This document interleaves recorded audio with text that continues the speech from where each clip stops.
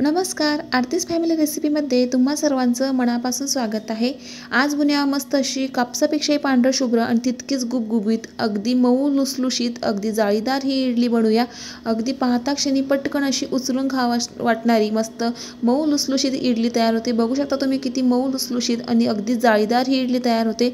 पीठ कसं फर्मेंट करायचं आणि पिठामध्ये कोणता एक पदार्थ घालायचा की जेणेकरून पीठ इतकं छान येतं आणि इडलीसुद्धा पांढरं शुभ्र आणि मऊ लुसलुशीत इडली तयार होते। आता त्यासाठी कोणता पदार्थ वापरायचा ते आपण पाहूया।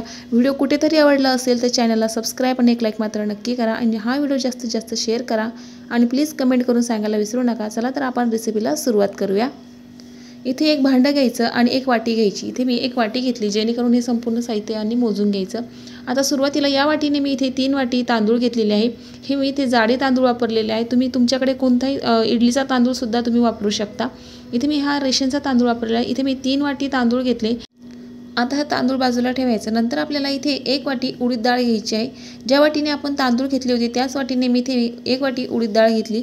आता हे इथे मी 1 वाटी उडीद डाळ आणि 3 वाटी तांदूळ घेतलेले आहे। आता हे इथे मी तांदूळ 3 ते 4 पाण्याने धुवून घ्यायचे आणि डाळसुद्धा आपल्याला स्वच्छ 3 ते 4 पाण्याने धुवून घ्यायचे जेणेकरून यावर जे पावडर असते ती धुल्या जाते आणि स्वच्छ तांदूळ निघतात। नंतर इथे मी आता हे डाळ आणि तांदूळ स्वच्छ पाण्याने धुवून घेतलेले आहे। नंतर इथे आपल्याला पोहे खाण्याच्या चमच्याने 1 चमचा इथे मेथी दाणे घालायचे आहे। याने आपली इडली खूप छान येत होते आणि टेस्ट पण खूप छान लागते। आता नंतर यामध्ये आपल्याला तांदूळ आणि डाळ भिजत घालण्यासाठी इथे आपल्याला पाणी घालायचं आहे। इथे साधंच पाणी घालायचं आहे आपल्याला। आता मी संपूर्ण डाळमध्ये आणि तांदूळमध्ये पाणी घालून घेते। तांदूळ आणि डाळ बुडेल यावरती थोडं पाणी येईल इतकं पाणी घालायचं यामध्ये। नंतर हे 6 ते 7 तास आपल्याला हे भिजत ठेवायचं आहे। आता यावरती आपल्याला झाकण ठेवायचं आणि हे डाळ आणि तांदूळ भिजण्यासाठी आपल्याला 5 ते 6 तास किंवा 6 ते 7 तास आपल्याला हे भिजत ठेवायचं आहे।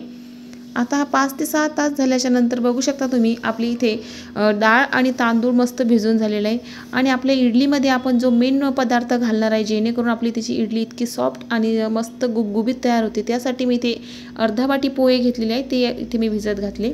नंतर एक मिक्सरचं भांडं घेतलं आणि भिजलेले तांदूळ यामध्ये आपल्याला बारीक वाटून घ्यायचे आहे। जे तांदळामध्ये पाणी असतं वरती तेच यामध्ये वापरायचं, दुसरं पाणी वापरायचं नाही।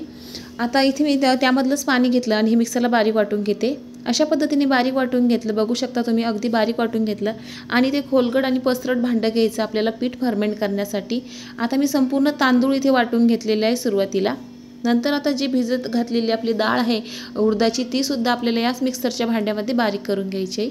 अशा पद्धतीने त्यामधलं पण थोडंसं पाणी वापरायचं आणि डाळीला थोडंच पाणी वापरायचं आणि ती मिक्सरला बारीक करून घ्यायचं अशा पद्धतीने। आता मी संपूर्ण इथे डाळसुद्धा बारीक करून घेतलेली आहे। आता ही मिक्सरला संपूर्ण डाळसुद्धा मी बारीक करून घेतलेली आहे। नंतर आहे ते पोहे। या पोहेने आपली इडली अगदी गुबगुबीत आणि पांढरं शुभ्र मऊ लुसलुशीत तयार होते। आता हे अर्धा वाटी पोहे घेतलेले हे सुद्धा मी मिक्सरला बारीक करून घेतले।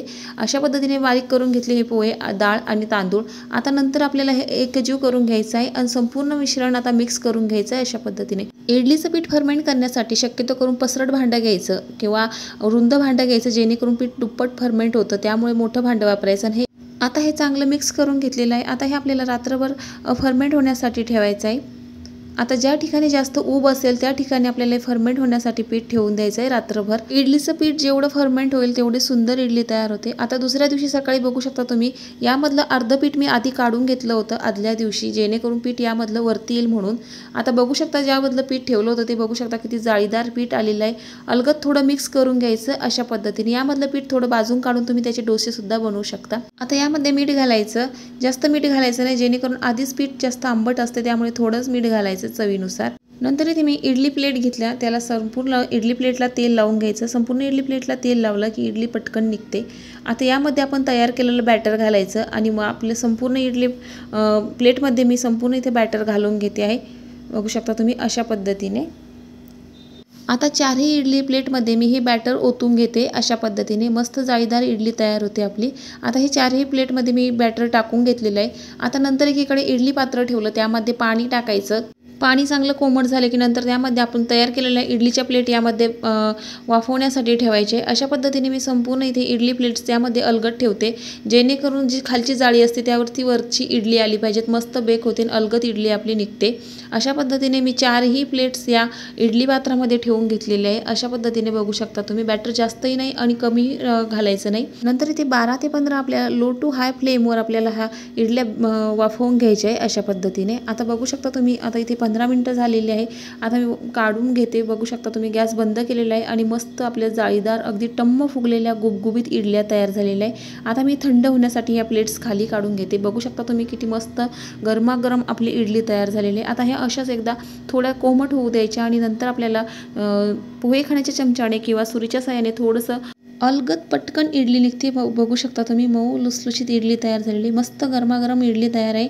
बघू शकता किती स्पॉन्जी आणि मऊ लुसलुशीत तयार झालेले, अजिबात कुठेही चिकट झालेले नाही।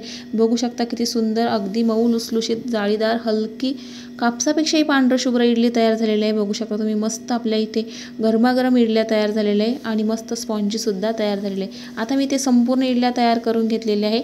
बघू शकता तुम्ही किती सुंदर इडल्या तयार झालेल्या आहे, पटकन पाहता क्षणी उचलून खावं असे वाटणाऱ्या मऊ लुसलुशीत ही इडली तयार होते।